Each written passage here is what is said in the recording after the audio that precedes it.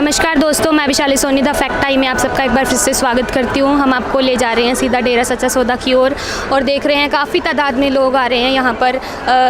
15 अगस्त के उपलक्ष्य में यहाँ पर आ रहे हैं। बताया जा रहा है कि गुरुजी का जन्मदिन है जो कि कल मनाया जाएगा।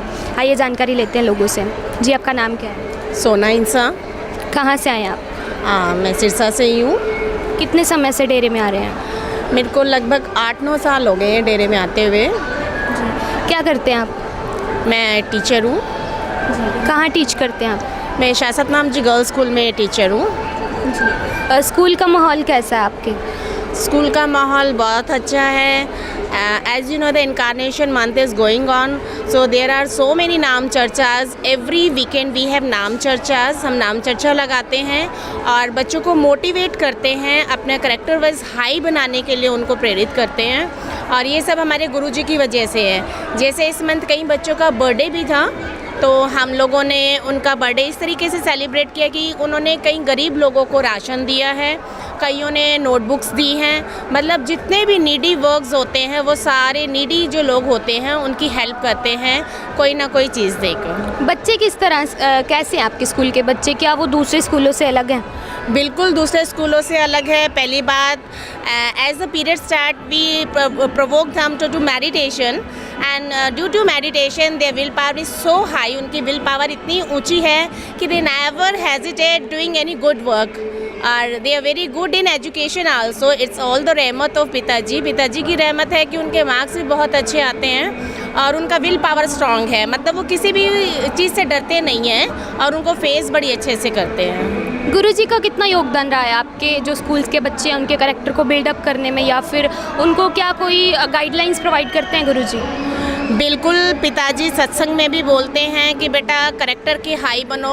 इवन इन स्पोर्ट्स फील्ड और इन एजुकेशन फील्ड पिताजी ने बहुत सारी ऐसे सत्संग की हैं कि बच्चे उनको सुनकर मोटिवेट होते हैं और उनको फॉलो करते हैं। उनको फॉलो टीचर्स भी कराते हैं। जो हमारे प्रिंसिपल हैं वो भी हमें मोटिवेट करते हैं। मतलब वो मोटिवेट, उनको मोटिवेट और हमको मोटिवेट कौन करते हैं? पिताजी। हम आगे मोटिवेट करते हैं बच्चों को और बच्चों में ऐसे मोटिवेशन देखा गया। आप कभी भी देख लेना, डेरे में भी सेवा हो, कहीं बाहर भी कोई ह्यूमैनिटी वर्क हो, बच्चे सबसे आगे होते हैं। ये बिल्कुल डिफरेंट है दूसरे स्कूलों से। और रिज़ल्ट भी आप देखोगे तो शासतनाम जी गर्ल्स टॉप पर रहते हैं। जैसे कि गुरुजी पिछले दिनों हम जानते हैं कि 30 दिनों के लिए पैरोल पे आए थे, तो क्या गुरुजी ने क्या क्या कार्य किए उन दिनों में? देखो, पिताजी का तो काम ही यही है कि मानवता भलाई के काम करने। और उन्होंने आकर जो कि एक नशा, सबसे मेन बात थी, हमारा नशा जो बहुत ज़्यादा बढ़ चुका था, पिताजी ने नियर अबाउट 20 लाख पीपल्स को नाम दाम देकर उनको नशे से मुक्त कराया है। बच्चों को भी, क्योंकि बच्चे आजकल मोबाइल की तरफ ज़्यादा जाने लगे थे, पिताजी ने उनको भी समझाया कि अगर आप मोबाइल ही यूज़ करना चाहते हो तो किस तरीके से यूज़ करो।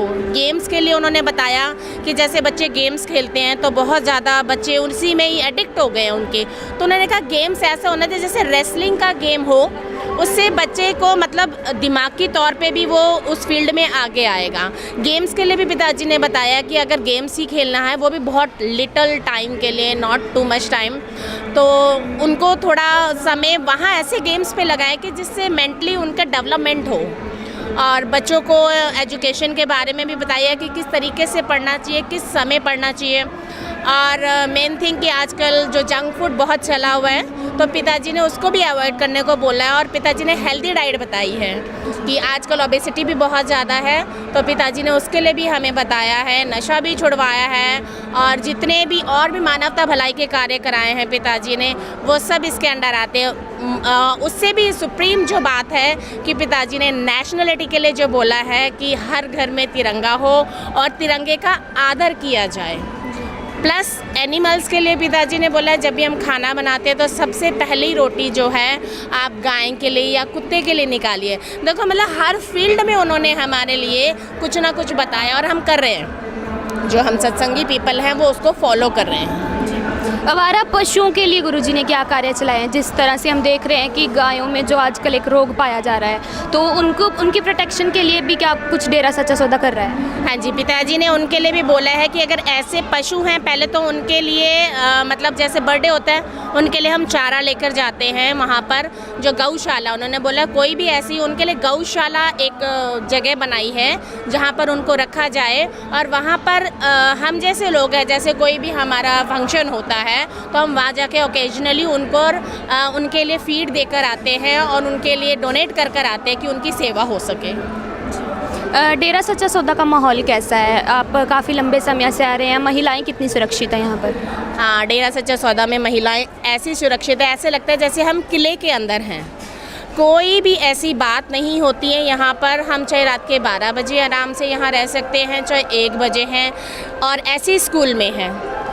मतलब हमारा जो स्कूल है और जो शाह सतनाम जी जो भी संस्थाएं हैं सब इतनी सिक्योर है कि बाहर इतनी सिक्योरिटी नहीं है, और लोगों को भी अब ये पता चल गया है, इवन जो नॉन सत्संगी लोग हैं वो भी यहाँ पर बच्चों को डालते हैं क्योंकि उन्हें पता है कि बहुत सिक्योरिटी है बच्चों की। जी, जैसे कि हम देख रहे हैं काफ़ी तादाद में लोग आ रहे हैं और कल भी काफ़ी तादाद में लोग आएंगे, तो बहनों और भाइयों को, जैसे कि महिलाएं और पुरुष हैं, उनको मैनेज किस तरह से किया जाता है बिठाने का, या फिर उनके खाने पीने का किस तरह से मैनेजमेंट की जाती है? सब प्रकार मैनेजमेंट यहाँ की बहुत अच्छी है। एक तरफ भाइयों को बिठाया जाता है, एक तरफ बहनों को बिठाया जाता है, और भाइयों के भी मतलब ऐसा नहीं है कि भाई बहन वाले उसमें एरिया में आते नहीं, उनके अंदर अपने आप ही पिताजी ने ऐसा डाला हुआ कि वो आते ही नहीं है इधर। अगर उन्होंने मान लीजिए अपनी बहन को बुलाना है, अपनी माता को बुलाना है, तो वो उधर जो सेवादार बहनें खड़ी होती हैं बीच में पटड़ी पर, उनको बोलते हैं, वो बुला कर लाती है, चाहे दिन हो चाहे रात हो। यहाँ पे पूरी सिक्योरिटी होती है और पूरी सिक्योरिटी वाली बहनें बिठाई होती हैं।